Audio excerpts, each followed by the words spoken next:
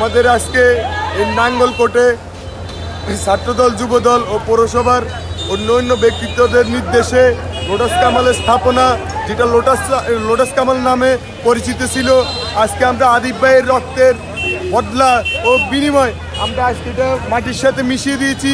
এটা আমাদের প্রতিবাদ।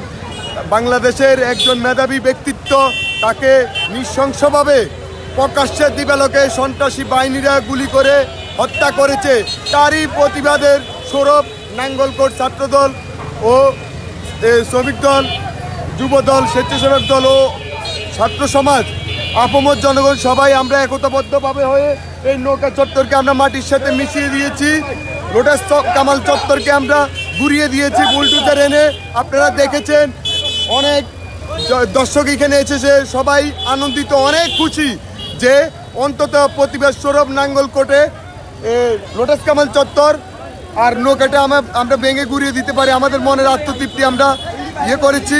তবে এই নৃশংসতা, বর্বরীয়তা, হামলা আমরা তীব্র প্রতিবাদ ও নিন্দা জানাই। সন্ত্রাসী যেই হোক না কেন, তাদেরকে অতি দ্রুত আইনের আওতায় আনার জন্য আমরা রাষ্ট্রপ্রধান ডক্টর মোহাম্মদ ইউনূসকে তার কাছে আমরা আবেদন জানাচ্ছি যে সন্ত্রাসী যেই হোক না কেন, যত শক্তিশালী হোক, সে যেই কোনো প্রান্তে থাকুক, তাকে অতি দ্রুত আইনের আওতায় আনে প্রকাশ্যে দিবালোকে তাকে যেন ফাঁসিতে ঝুলানো হয়।